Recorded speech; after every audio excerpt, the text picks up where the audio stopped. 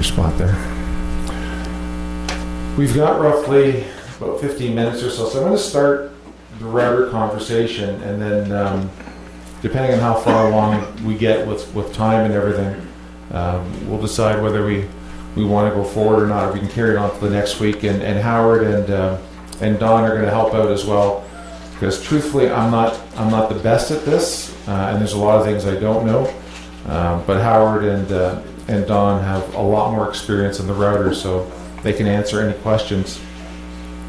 To start with, basically the router is used to route. I mean, that's really what the router is all about. It's a pretty basic tool, but quite honestly, it's probably one of the more dangerous tools in your shop as well, because at the end of the day, routing is a very high-speed process, and from what I understand, it goes anywhere up to 30,000 revolutions a minute. Is that right? 30,000? So you have to be very careful with this, and we'll go through the safety tips as we go along into it. But there's basically two types of routers. You've got basically the fixed base and plunge router. I've brought my own router in tonight as an example, and we can kind of talk from both.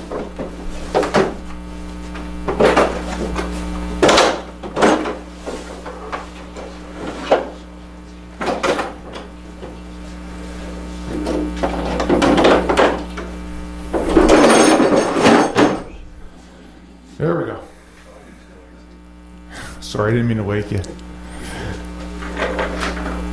So there you've got a plunge router. You can see what the difference is between this and the other. When you're using a plunge-based router, the sole or the base is placed at the face of the work, and it allows you to move around freely in order to route the wood.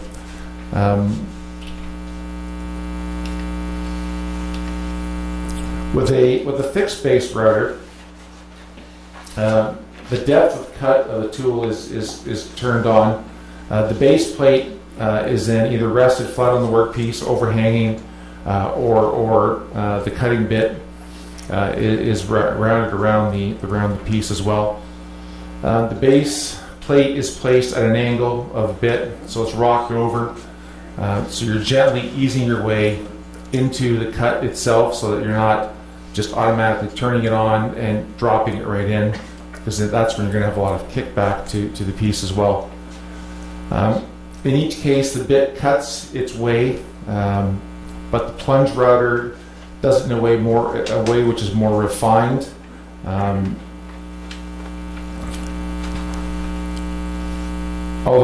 Sorry, I'm reading as I go through this. Although the bit used may be shaped so it bores into the wood when it's lowered.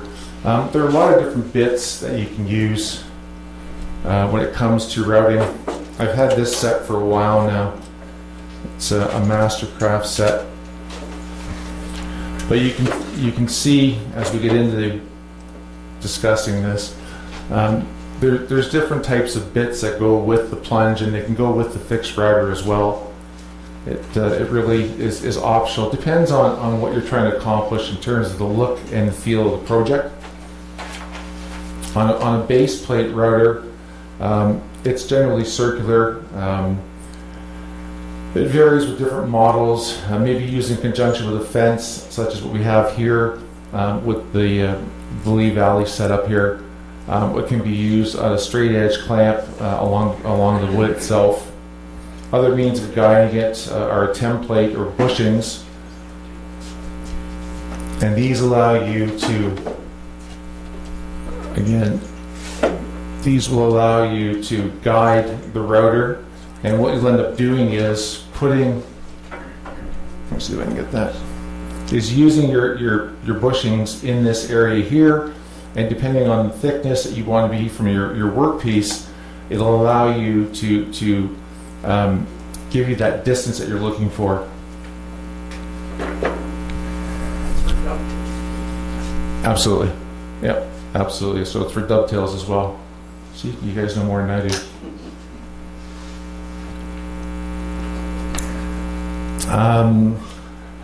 Both of these run against a straight edge or a shaped template. And I've done the template as well at home. I make a bear stand for my wife a while ago. And in order to smooth out the edge after I've cut it on the bandsaw, I use the trim bit on the router, and I'll go around it on a template, which allows you to basically mirror the whole surface without digging into the wood and creating any kind of issues. Without the templates, you just want to make sure that you don't lose control of the piece of wood when you're working with it. And as it says on the presentation here, the torque. So when you're guiding through your piece and you're not using a template, you tend to slip. And we all think that because we have two hands on the workpiece, that you're not going to make a mistake. I can tell you for a fact that that's not true, because I've done it many a time where I've dipped in and I shouldn't have. So a template or a guide are the best way to maneuver around a piece of work so that you're not digging out more than you need to be.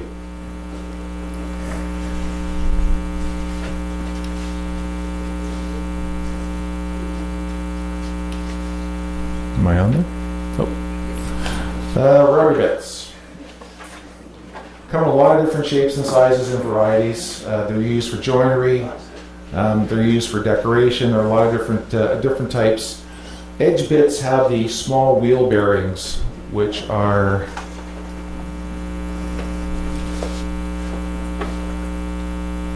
these guys here. What's the best way to do this? Yeah, okay. I'll let you zoom in on that then. But you can see the wheel there, and that's the bearing, and that's going to ride along the edge of your workpiece, and that will allow you to get the detail, whether you're using a detail bit or a straight bit. That allows you to get the shape that you're looking for. And a lot of times when I'm doing that, either on the table or freehand, I won't necessarily use the whole dimension of the bit. I may want to just route a little bit off, so I'll take maybe a fraction of that detail just to give me a little rounding on the edge of the piece that I'm working on. It just depends. And you have that flexibility when you're using the router. The fixed base units are better, obviously, in terms of the dimension of how deep you're cutting.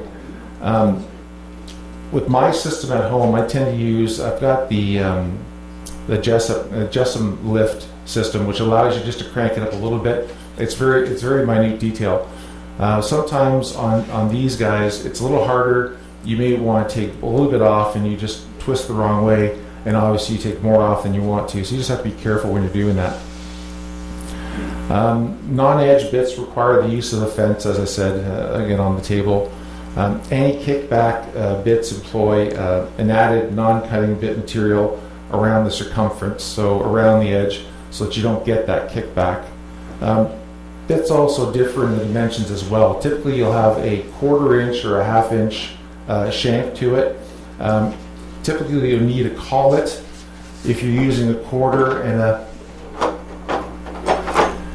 and a 1/2 between the bits, which is similar to that piece there. So typically you want to use the thicker shaft, because you don't want it to break or bend or whatever. And I find that the 1/2 inch shanks are a much solid piece of a bit to use when you're routing out material.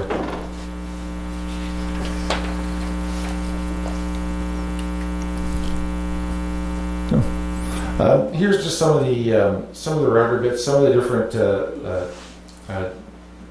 grooves and coves that you can get when you're using the bits. You can use your router to rabbet, round over, the dovetail, as Cease mentioned, the dado. I mean, we talked about setting up a dado on the table saw. You can do a dado on a router just as easily, and it's more accurate than using the table saw, quite honestly.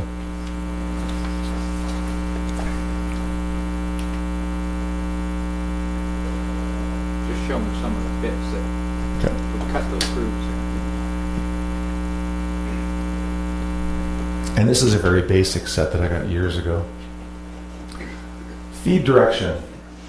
Now this is where I'm going to call on my two experts, Don and Howard.